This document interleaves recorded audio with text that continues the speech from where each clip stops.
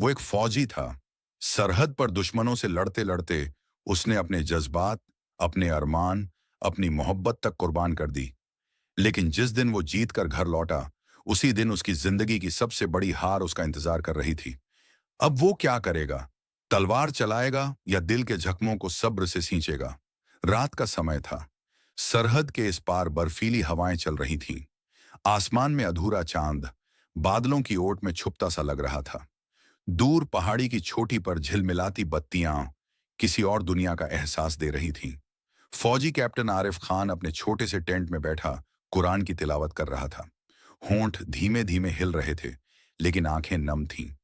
उसकी हथेलियों में ठंड की सख्ती थी, मगर दिल में सुमैया की मोहब्बत की गर्मी जल रही थी। उसे क्या मालूम था कि जिस मोहब्बत को वो अपनी सबसे बड़ी दौलत समझता है, वही कल उसकी सबसे बड़ी बेबसी बनने वाली है। सरहद पर जिंदगी हर रोज मौत के साथ खेलती थी। गोलियों की आवाजें, बारूदी गंध और ठंड का काटने वाला एहसास, ये सब अब उसकी दिनचर्या का हिस्सा था। लेकिन आज की रात अलग थी। कहीं अंदर से एक बेचैनी महसूस हो रही थी, जैसे दिल कह रहा हो कि कुछ बड़ा होने वाला है। कभी कभी दिल का डर हकीकत से ज्यादा सच्चा होता है। 15 अगस्त नजदीक था। हर साल वो सरहद पर तिरंगा फहराता, अपने मुल्क के लिए सलाम पेश करता और ड्यूटी पर वापस लग जाता। लेकिन इस बार दिल में एक अजीब ख्वाहिश थी, घर जाने की, बिना बताए। 3 महीने से उसने सुमैया का चेहरा नहीं देखा था, उसकी आवाज नहीं सुनी थी, बस खत पड़े थे। लेकिन इस बार का सफर उसके दिल पर ऐसे निशान छोड़ने वाला था जो मिटेंगे नहीं। उसने अपने सबसे करीबी साथी नसीर को बताया, भाई, इस बार मैं उसे चौंकाऊंगा, बिना बताए पहुंच जाऊंगा। देखना उसकी आंखों में कैसी चमक होगी।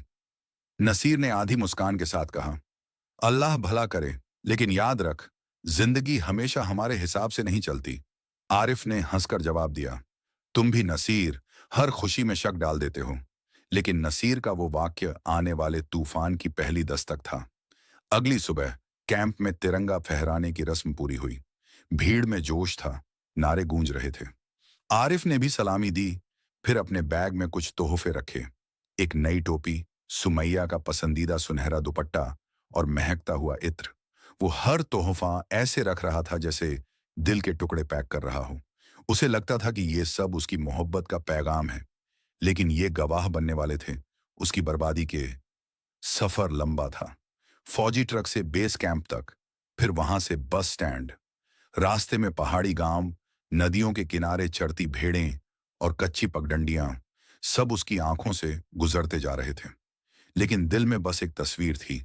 सुमैया दरवाजा खोलते ही गले लग रही है। उस तस्वीर को हकीकत बनने में अब कुछ ही घंटे बचे थे, और साथ ही एक ऐसा सच सामने आने वाला था जिसे वो देखना नहीं चाहता था। बस में बैठे बैठे उसने कई बार मोबाइल में सुमैया का नंबर देखा, लेकिन कॉल नहीं की। सोचता, सरप्राइज की बात है, अगर पहले से बता दूं तो मजा क्या। कभी कभी सरप्राइज हमारी उम्मीदों को नहीं, हमारी किस्मत को बदल देता है। शाम ढलते ढलते वो अपने शहर के बस स्टैंड पर था। हवा में अपने मोहल्ले की खुशबू थी, वही खुशबू जो बचपन से महसूस करता आया था। रिक्शे में बैठते हुए उसने सोचा कि शायद कुछ देर में वो अपनी जिंदगी का सबसे अच्छा लम्हा जीने वाला है। लेकिन वही सफर उसे जिंदगी का सबसे बुरा लम्हा भी दिखाने वाला था। मोहल्ले के मोड़ पर उतरा तो देखा, बच्चे पटाखे फोड़ रहे थे, झंडे लहरा रहे थे। कुछ औरतें दरवाजों पर बैठी बातें कर रही थीं। तभी बूढ़ी अम्मा, जो उसके घर के सामने रहती थीं, उसे देखकर उठ खड़ी हुईं। उनके होंठ हिले। बेटा, तुम आ गए, जैसे कुछ और कहना चाहती हूं, मगर आरिफ ने जल्दी में सिर हिलाया और आगे बढ़ गया। कभी कभी जो बातें हम अनसुनी कर देते हैं, वही जिंदगी का सबसे बड़ा सच होती है। घर का दरवाजा बंद था। उसने सोचा, शायद नमाज पढ़ने गई होगी या सो रही होगी। लेकिन खिड़की का पर्दा आधा खुला था और भीतर से धीमे धीमे हंसी की आवाज आ रही थी। वो हंसी उसके दिल को गरमाने वाली नहीं, जलाने वाली थी। दिल की धड़कन तेज हो गई। उसने धीरे धीरे खिड़की के पास जाकर पर्दा थोड़ा और हटाया। अंदर जो नजारा था, उसने उसकी रगों में लहू जमा दिया। सुमैया एक अजनबी मर्द के साथ बिस्तर पर थी। उसके चेहरे पर वही मुस्कान थी जो कभी सिर्फ आरिफ के लिए थी। उस पल उसका दिल धड़कना भूल गया। आरिफ वहीं खड़ा रह गया, जैसे किसी ने उसके पैरों में पत्थर बांध दिए हों। दिमाग में सरहद के हर खतरे, हर गोली का दर्द लौट आया, सिर्फ इसलिए कि वो घर लौटे और सुमैया की मोहब्बत पा सके। अब वही मोहब्बत उसके लिए जहर बन चुकी थी। उसने खुद को संभालते हुए गहरी सांस ली। कोई शोर नहीं मचाया, बस चुपचाप पीछे हट गया। वो चुप्पी अब आने वाले तूफान का सबब बनने वाली थी। आरिफ खिड़की से हटते हुए पीछे की दीवार से टिक गया। उसका सीना ऐसे उठ गिर रहा था जैसे अभी अभी किसी लंबी दौड़ से लौटा हो। ठंडी हवा उसके चेहरे से टकरा रही थी, लेकिन उसे कुछ महसूस नहीं हो रहा था। उसके कानों में अब भी उस हंसी की गूंज थी, वो हंसी जो कभी उसके दिल की राहत थी, आज उसकी रूह को जला रही थी। उसने एक बार आसमान की तरफ देखा। बादलों के बीच चांद आधा छुपा था, जैसे वह भी इस मंजर को देखने से डर रहा हो। या अल्लाह, ये क्या देख लिया मैंने? उसके होंठों से धीमी आवाज निकली, लेकिन आवाज में दर्द नहीं, एक ठंडापन था। उसने दरवाजे के पास जाकर हल्के से कुंडी घुमाई। अंदर से बंद थी। उसके हाथ ने दरवाजे पर दस्तक देने से पहले रुकने की कोशिश की, लेकिन फिर उसने सोचा, मैं घर का मालिक हूं, किसी से इजाजत क्यों मांगूं? उसने जेब से चाबी निकाली और ताले में घुमा दी। धातु की हल्की सी खटखट की आवाज हुई। अंदर से कोई हरकत नहीं हुई। उसने धीरे से दरवाजा खोला और अंदर कदम रखते ही उसके पैरों के नीचे बिछी दरी में हल्की नमी महसूस हुई। शायद पानी गिरा था, लेकिन उस वक्त उसकी नजर उस पर नहीं थी। घर के अंदर हल्की सी खुशबू फैली थी, वही इत्र की जो वो पिछले ईद पर सुमैया के लिए लाया था। ये खुशबू उसे पहले मोहब्बत की याद दिलाती थी। आज वही खुशबू उसके दिल पर खंजर की तरह लग रही थी। ड्राइंग रूम में अंधेरा था। बस एक टेबल लैंप की मंद रोशनी दीवार पर पड़ रही थी। उसके कदम बेहद धीमे थे, जैसे कोई शिकारी अपने शिकार के करीब पहुंच रहा हो। अंदर से अब हंसी नहीं, बल्कि दबे दबे सुर में बातें हो रही थीं। उसने कान लगाने की कोशिश नहीं की, बल्कि सीधे बेडरूम की ओर बढ़ गया। बेडरूम का दरवाजा आधा खुला था। उसने उसे धक्का दिया। सुमैया अचानक चौंक कर उठ बैठी। उसके साथ लेटा आदमी घबरा कर बिस्तर से कूद पड़ा। दोनों के चेहरों पर डर, हैरानी और पकड़े जाने की शर्म, लेकिन सुमैया की आंखों में डर से ज्यादा एक और अजीब सी चमक थी, जैसे उसे यकीन ही नहीं था कि आरिफ यहां होगा। आरिफ, तुम यहां? उसकी आवाज कांप रही थी, लेकिन उसमें हैरानी ज्यादा थी। आरिफ ने उसकी तरफ देखा, लेकिन कुछ नहीं कहा। उसकी निगाहें जैसे उसके चेहरे को पढ़ने की कोशिश कर रही थीं और साथ ही उसके दिल में उठते तूफान को रोक रही थीं। वो अजनबी आदमी जल्दी जल्दी अपना कुर्ता पहन रहा था। उसकी आंखें झुकी हुई थीं। आरिफ ने सिर्फ एक बार उसे देखा, एक ठंडी, चीर देने वाली नजर, जिससे वो आदमी जैसे और छोटा हो गया। कौन हो तुम? आरिफ की आवाज भारी और धीमी थी, लेकिन उसमें एक अजीब सा दबाव था। आदमी ने जवाब नहीं दिया, बस जल्दी जल्दी चप्पल पहनी और बाहर निकलने लगा। आरिफ ने उसे रोका नहीं, बस दरवाजे के पास खड़ा हो गया। जैसे ही वो आदमी बाहर निकला, सुमैया ने जल्दी से दुपट्टा सिर पर डाला, लेकिन उसकी आंखें अब भी सीधी आरिफ से नहीं मिल रही थीं। तुम 3 महीने से कहाँ थे? सुमैया का पहला सवाल यही था। न माफी, न सफाई, बस एक सवाल। आरिफ की भौहें तन गईं। मैं वहां था जहां हर पल मौत से लड़ना पड़ता है, जहां ठंडी रातों में तुम्हारी याद ही मुझे जिंदा रखती थी। सुमैया ने होंठ काटे, फिर धीमे से बोली, तुम्हें पहले बताना चाहिए था कि आ रहे हो। आरिफ ने ठंडी हंसी हंसी, ताकि मैं पहले से तुम्हें इस हालत में देख लूं? सुमैया ने एक पल को उसकी तरफ देखा, फिर नजर झुका ली। कमरे में कुछ पल तक सिर्फ खामोशी थी। फिर आरिफ ने अलमारी के पास रखी कुरान की तरफ इशारा किया। ये अल्लाह की किताब है सुमैया, इसमें हर गुनाह का हिसाब है। क्या तुम सोचती हो कि ये जो तुमने किया, उसका कोई हिसाब नहीं होगा? सुमैया के होंठ कांपे, लेकिन उसने जवाब नहीं दिया। आरिफ ने गहरी सांस ली। मैं गोली खाकर भी सरहद से लौटा हूं, लेकिन आज आज मुझे लगता है कि मेरा दिल गोली से नहीं, तेरे धोखे से मरा है। वो पल सुमैया के लिए जैसे पत्थर का हो गया। कमरे में अब भी वही अजीब सी खामोशी थी, जिसमें किसी का दम घुट सकता था। बाहर गली में बच्चों के खेलने की आवाज आ रही थी, लेकिन इन चार दीवारों के अंदर हर आवाज जैसे कहीं गुम हो चुकी थी। आरिफ कुर्सी पर बैठा था। उसकी हथेलियां आपस में जुड़ी हुई थीं और अंगूठे एक दूसरे पर धीरे धीरे घूम रहे थे। यह उसकी आदत थी जब वह अपने गुस्से को काबू में रखने की कोशिश करता था। सुमैया बिस्तर के किनारे बैठी थी, सिर झुका हुआ, लेकिन आंखें कभी कभी चुपके से आरिफ के चेहरे पर टिक जाती, जैसे देखना चाहती हो कि उसके दिल में अब भी मोहब्बत बाकी है या नहीं। आरिफ ने आखिरकार चुप्पी तोड़ी। तुम जानती हो, मैंने आज तक तुमसे कोई सवाल नहीं किया, तुम्हारी हर ख्वाहिश पूरी की, लेकिन आज मैं सिर्फ एक चीज पूछूंगा। क्यों? सुमैया ने होंठ भींचे, फिर धीमे से कहा, क्योंकि मैं अकेली थी। आरिफ के चेहरे पर दर्द की एक लकीर खिंच गई। अकेली? तो क्या तुम्हें अकेलापन दूर करने के लिए यही रास्ता मिला? सुमैया ने थोड़ा साहस बटोर कर कहा, तुम्हें क्या पता महीनों तक इंतजार करना कैसा होता है। मैं भी इंसान हूं आरिफ। आरिफ ने आंखें बंद कर लीं। और मैं भी तो इंसान हूं। मैं भी तो वहां मर सकता था, लेकिन मैंने हर रोज जंग लड़ी, तुम्हारे लिए। कुछ पल की चुप्पी के बाद उसने कुरान उठाई और उसके पन्ने पलटे। अल्लाह ने फरमाया है कि जिना बहुत बड़ा गुनाह है। ये सिर्फ जिस्म का धोखा नहीं, रूह का भी धोखा है। तुमने सिर्फ मुझे नहीं, अपने रब को भी धोखा दिया है। सुमैया की आंखों में हल्की नमी आई, लेकिन उसने फिर भी कहा, शायद तुम्हारे लिए ये गुनाह है, लेकिन मेरे लिए ये जिंदगी का सच है। आरिफ के होंठों से एक ठंडी सांस निकली। तो फिर सच ये भी है कि मैं आज से तुम्हारा शौहर नहीं रहा। सुमैया चौंक गई। क्या मतलब? आरिफ उठ खड़ा हुआ। मतलब ये कि मैं आज इस घर से चला जाऊंगा और तुम्हारा हिसाब अल्लाह के हवाले छोड़ दूंगा। वो दरवाजे की तरफ बढ़ा, लेकिन तभी दरवाजे पर दस्तक हुई। आरिफ ने दरवाजा खोला। सामने वही अजनबी खड़ा था, जो थोड़ी देर पहले भागा था। उसके हाथ में एक छोटा सा लिफाफा था। उसने कहा, यह आपको देखना चाहिए कैप्टन साहब।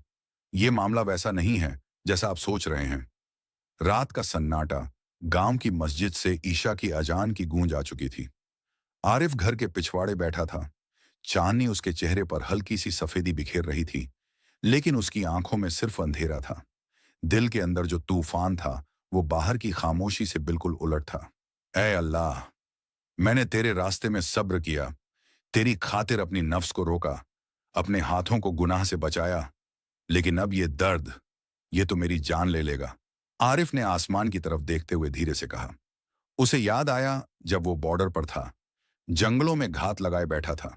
ठंडी हवाएं और गोलियों की गूंज एक साथ सुनाई देती थी, लेकिन उस वक्त भी उसके दिल में एक ही तस्वीर थी, सुमैया की, जो नमाज के बाद दुआ में उसके लिए हाथ उठाती होगी। लेकिन अब वो दुआ भी शायद किसी और के नाम हो चुकी थी। दूर से आहट आई। गांव के कुछ लोग आपस में बात करते हुए चले आ रहे थे। तुमने सुना? कल रात उस अजनबी को फिर सुमैया के घर के पास देखा गया। हाँ, लेकिन आरिफ कुछ नहीं कहता। अजीब मर्द है, कोई और होता तो कब का खून कर देता। ये बातें आरिफ के कानों में तीर की तरह लगीं, लेकिन उसने सर झुका लिया। उसने मन में कहा, लोग गुस्से में खून कर देते हैं, लेकिन मैं अपने गुस्से को कुरान और सुन्नत के हुक्म से मार रहा हूं। इसी वक्त उसके करीबी दोस्त यासिर ने उसके पास आकर बैठते हुए कहा, आरिफ, मैं जानता हूं तेरा सब्र पहाड़ जैसा है, लेकिन तू कब तक खामोश रहेगा? लोग तेरे बारे में तरह तरह की बातें बना रहे हैं। आरिफ ने गहरी सांस ली। यासिर, अगर मैं जल्दबाजी में कुछ कर बैठा तो मेरी आखिरत बर्बाद हो जाएगी, और मैं अपना दर्द तो सह सकता हूं, लेकिन अल्लाह की नाफरमानी नहीं। यासिर ने सिर हिलाया, लेकिन उसकी आंखों में गुस्सा साफ था। तू जानता है कि वो तेरा वक्त, तेरी मोहब्बत, तेरी इज्जत सब बर्बाद कर रही है। जानता हूं, आरिफ ने जवाब दिया, लेकिन अल्लाह का फैसला सबसे बेहतर है। अगले दिन सुबह सुमैया अपने घर के आंगन में कपड़े सुखा रही थी। तभी वही अजनबी, जिसका नाम रईस था, चुपके से दीवार के पास आकर खड़ा हो गया। सुमैया, हमें जल्दी कोई फैसला करना होगा, ये मर्द तुझे रोक रहा है, रईस ने धीमे स्वर में कहा। सुमैया ने इधर उधर देखा, फिर गुस्से में कहा, तू सोच भी कैसे सकता है कि मैं तेरा साथ छोड़ दूंगी? आरिफ को तो मैं कब का भूल चुकी हूं, लेकिन हमें अब छुपकर नहीं मिलना चाहिए। ये बातें दीवार के उस पार से आरिफ भी सुन रहा था। उसका दिल कसकर जकड़ गया, लेकिन उसने खुद को रोका। उसने मन में कहा, अल्लाह, अगर मैं यहां गुस्से में आ गया तो शायद मेरा ईमान खतरे में पड़ जाएगा। मुझे हिकमत दे, सब्र दे। गांव में उसी दिन इमाम साहब ने जुमे के खुतबे में फितना और बेवफाई के बारे में बात की। भाइयों, याद रखो, अल्लाह सब देख रहा है। जो अपनी अमानत में खयानत करता है, उसका अंजाम दुनिया और आखिरत में बुरा होता है। आरिफ मस्जिद में बैठा ये सब सुन रहा था, और उसके दिल में अजीब सी ठंडक उतर रही थी। वो जानता था कि अब वक्त आ गया है कुछ करने का, लेकिन वो कदम शरई होगा, न कि नफ्स के गुस्से का। शाम को आरिफ ने यासिर को बुलाया और कहा, भाई कल तू मेरे साथ रहना। मैं इस मसले को ऐसे हल करूंगा कि ना मेरी इज्जत गिरे न मेरा ईमान। यासिर ने पूछा, क्या करने वाला है? आरिफ ने सिर्फ इतना कहा, देख लेना, कल अल्लाह का फैसला नजर आएगा। सुबह की नम हवा में आरिफ की आंखें खुली। उसने आसमान की तरफ देखा। काले बादल छाए हुए थे, जैसे मौसम भी आज किसी गहरे राज का गवाह बनने वाला हो। उसके दिल में एक अजीब सा बोझ था, एक एहसास कि आज कुछ बहुत बड़ा होने वाला है। वो वुजू करके मस्जिद की तरफ बढ़ा। नमाज में उसका दिल और जुबान दोनों रो रहे थे। या अल्लाह, आज मुझे हक और बातिल का फैसला देखने की ताकत दे। उसकी दुआ में ऐसी गहराई थी कि पीछे खड़े बुजुर्ग भी आमीन कहते हुए सिसक उठे। नमाज के बाद गांव का मौलवी उसके पास आया। आरिफ बेटा, मैंने कल रात एक ख्वाब देखा, बहुत अजीब और डरावना। आरिफ ने चौंक कर पूछा, क्या देखा हजरत? मौलवी की आंखों में डर था। मैंने देखा एक औरत सफेद कपड़ों में, हाथ में आग का मशाल लिए, तेरे घर की तरफ दौड़ रही है और उसके पीछे एक साया है जो इंसान का नहीं लगता। ये सुनकर आरिफ का बदन सिहर गया। हजरत, क्या ये कोई अल्लाह का इशारा है? मौलवी ने सिर्फ इतना कहा, आज अपना सब्र और ईमान संभाल कर रखना बेटा। आरिफ घर पहुंचा तो देखा सुमैया बरामदे में बैठी है, लेकिन उसका चेहरा बुझा बुझा सा है। तुम ठीक हो? आरिफ ने नरमी से पूछा। सुमैया ने उसकी तरफ देखा लेकिन कुछ बोली नहीं, बस उसकी आंखें जैसे कुछ कहना चाह रही थीं। आरिफ ने महसूस किया कि ये वही निगाहें नहीं हैं जो कभी उसे प्यार और सुकून देती थीं। ये निगाहें अब किसी बोझ और डर से भरी हुई हैं। दोपहर होते होते एक अजनबी आदमी गांव में दाखिल हुआ। काले कपड़े, आंखों में अजीब सा गुरूर और होंठों पर एक हल्की मुस्कान। गांव वाले आपस में कानाफूसी करने लगे। ये वही है। कौन? सुना है, सुमैया के साथ, आरिफ के पीछे। आरिफ ने उस आदमी को देखते ही महसूस किया कि उसका दिल तेज धड़कने लगा, लेकिन उसने गुस्से को दबा लिया। सब्र। आरिफ, ये तुम्हारा इम्तिहान है। अजनबी सीधे उसके घर की तरफ आया और दरवाजे के सामने खड़ा होकर बोला, आरिफ, मुझे सुमैया से मिलना है। गांव के लोग भी इकट्ठा हो गए। सबकी आंखों में सवाल थे। आरिफ ने गहरी सांस ली और कहा, यह मेरा घर है और मेरी बीवी। अगर कुछ कहना है मेरे सामने कहो। अजनबी ने मुस्कुराते हुए जेब से एक पुराना खत निकाला और भीड़ के सामने लहराते हुए बोला, ये देख, सुमैया का लिखा हुआ। भीड़ में फुसफुसाहट शुरू हो गई। आरिफ ने खत लेकर पढ़ा। उसमें ऐसे अल्फाज थे जो किसी गैर मर्द को लिखे गए थे, जिनमें मोहब्बत, वादे और मुलाकातों का जिक्र था। आरिफ का दिल अंदर से टूट रहा था, लेकिन उसने खत फाड़कर जमीन पर फेंका और कहा, मेरे अल्लाह ने मुझे सिखाया है कि गुनाह देखने के बाद भी सब्र करना आसान नहीं, लेकिन मर्दानगी इसी में है। गांव वाले चुप हो गए। अजनबी की मुस्कान फीकी पड़ गई। आरिफ ने कहा, अगर ये सच है तो मैं अल्लाह के हवाले करता हूं इस मामले को, और अगर ये झूठ है तो अल्लाह तेरे लिए काफी है। शाम होते होते सुमैया खुद आरिफ के पास आई और रोते हुए कहने लगी, आरिफ, मैं गुनाहगार हूं, लेकिन मेरी कहानी वो नहीं है जो ये लोग समझ रहे हैं। उसकी आवाज कांप रही थी। जिसे तुमने आज देखा, वो मेरा भाई है। आरिफ ने हैरानी से पूछा, भाई? लेकिन सुमैया ने रोते हुए बताया, मेरे माँ बाप ने बचपन में उसे छोड़ दिया था। वो गलत रास्तों पर चला गया। मैंने सिर्फ उसे सुधारने के लिए खत लिखे थे, लेकिन उसने मुझे धोखा दिया। और आरिफ की आंखों में आंसू आ गए। तुमने मुझसे ये पहले क्यों नहीं कहा? सुमैया ने सिर झुका लिया। मैं डर गई थी कि तुम मुझे छोड़ दोगे। आरिफ ने अल्लाह की तरफ देखा और कहा, या रब, आज मैं समझ गया कि हक और बातिल का फैसला इंसान की आंखें नहीं, तेरी हिकमत करती है। उस रात आरिफ ने सुमैया का हाथ थामा। अगर अल्लाह ने हमें यह इम्तिहान दिया है तो हम इसे मिलकर पार करेंगे। गांव वाले चुपचाप अपने घर लौट गए, लेकिन उनके दिल में यह बात रह गई कि एक मर्द की असली ताकत उसके हाथ में तलवार नहीं, बल्कि उसके सब्र और माफी में होती है। रात गहरी थी, लेकिन आरिफ की आंखों में नींद का नामो निशान नहीं था। उसके दिल में एक अजीब सी हलचल थी, जैसे कोई तूफान भीतर उठ रहा हो। वो पिछले कुछ दिनों की हर एक बात, हर एक नजारा बार बार याद कर रहा था। सुमैया का वो खामोश चेहरा, उसका बार बार चौंक जाना, और वो अजनबी मर्द जो उसके घर में दाखिल हुआ था। या अल्लाह, ये सब क्यों हुआ? आरिफ की आंखों से आंसू बह निकले। वो एक फौजी था, सीना तान कर दुश्मन के सामने खड़े होने वाला। लेकिन आज उसका अपना दिल जैसे चूर चूर हो गया था। 15 अगस्त का दिन, जो उसके लिए खुशी का तोहफा बनकर आना चाहिए था, उसकी जिंदगी का सबसे बड़ा इम्तिहान बन गया था। वो दिन जब वो सोच रहा था कि अपने वतन के साथ साथ अपनी बीवी को भी गर्व और खुशी देगा, उसी दिन उसने वो मंजर देखा जिसने उसकी रूह को हिला दिया। सुमैया किसी और के साथ थी। आरिफ ने उस वक्त कुछ नहीं किया। वो फौजी था। जज्बात में आकर फैसला करना उसकी फितरत नहीं थी। उसने सिर्फ देखा और चुपचाप चला गया। लेकिन आज आज वो आखिरी फैसला लेने वाला था। सुबह फज्र की अजन हुई। आरिफ ने वुजू किया, मस्जिद गया और इमाम साहब के पास बैठ गया। इमाम साहब ने उसके चेहरे को देखा और फौरन समझ गए कि ये इंसान किसी भारी बोझ से टूटा हुआ है। इमाम साहब, बेटा, क्या हुआ? चेहरा बता रहा है कि दिल में कोई बड़ा गम है। आरिफ ने कुछ पल खामोशी में बिताए, फिर पूरी बात बता दी। वो मंजर, वो एहसास और उसके बाद का खामोश दर्द। इमाम साहब ने बहुत देर तक उसकी बात सुनी, फिर बोले, बेटा, अल्लाह ने कुरान में फरमाया है, अगर तुम्हें किसी से नफरत हो जाए तो भी इंसाफ से काम लो। जुल्म का जवाब जुल्म से नहीं, बल्कि हिकमत और सब्र से दिया जाता है। ये सुनकर आरिफ के दिल में एक ठंडक सी आई। उसे लगा, शायद वो बदला लेने नहीं, बल्कि कुछ ऐसा करने के लिए बना है जिससे इस गुनाह का दरवाजा हमेशा के लिए बंद हो जाए। आरिफ ने 1 हफ्ता छुट्टी ली और वापस घर गया। सुमैया ने दरवाजा खोला तो उसकी आंखों में हैरानी और डर दोनों थे।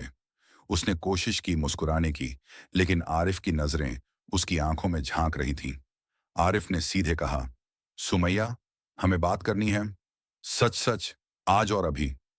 कमरे में सन्नाटा छा गया। सुमैया ने कुछ देर चुप रहकर कहा, आरिफ, मैंने गलती की, लेकिन मेरी मजबूरी भी सुनो। सुमैया ने बताया कि जिस आदमी के साथ आरिफ ने उसे देखा, वो उसका बचपन का जानकार था। वो कई महीनों से उसे ब्लैकमेल कर रहा था, पुरानी तस्वीरों और मैसेज के जरिए। उसने कहा कि अगर वो उसकी बातें न माने तो वो सब कुछ गांव और आरिफ के यूनिट तक पहुंचा देगा। सुमैया रोते हुए कह रही थी, मैं डर गई थी। मैंने सोचा तुम मुझे छोड़ दोगे। मैंने गलती की, बहुत बड़ी गलती। आरिफ का दिल कांप गया। उसके सामने अब दो रास्ते थे, या तो वो गुस्से में फैसला ले, या फिर हिकमत और सब्र से ऐसा कदम उठाए कि ये गुनाह फिर कभी ना दोहराया जाए। आरिफ ने तय किया कि वो सीधे उस आदमी से मिलेगा। उसने आर्मी के अपने कुछ भरोसेमंद दोस्तों को बुलाया और पूरी प्लानिंग की। रात को वो उस जगह पहुंचा जहां वो आदमी अक्सर आता था। जैसे ही वो आया, आरिफ ने उसे पकड़ लिया, लेकिन उसने ना मारपीट की, ना चिल्लाया। उसने सिर्फ पुलिस और मौलाना को बुलाया और वहीं पंचायत लगवा दी। गांव के लोगों के सामने उस आदमी का चेहरा बेनकाब हो गया। वो शर्म के मारे जमीन में गड़ गया। पुलिस ने उसे पकड़कर ले जाया और सुमैया सबके सामने रोते हुए तौबा कर रही थी। आरिफ ने सुमैया को कहा, मैंने तुम्हें माफ किया, लेकिन ये माफी तुम्हारे लिए आखिरी मौका है। अगर फिर कभी अल्लाह के हुक्म को तोड़ा तो ये रिश्ता खत्म समझो। सुमैया ने रोते हुए कुरान उठाया और तौबा की। आरिफ के दिल में अभी भी दर्द था, लेकिन उसे सुकून था कि उसने गुस्से में आकर गलत फैसला नहीं लिया। वो फिर से सरहद पर लौटा, लेकिन इस बार उसका सीना और मजबूत था। उसने समझ लिया कि जंग सिर्फ बॉर्डर पर नहीं, बल्कि अपने घर और दिल के अंदर भी लड़ी जाती है, और जीत सब्र और ईमान से मिलती है। ये कहानी आपको कैसी लगी? कमेंट में जरूर बताएं। Mister exact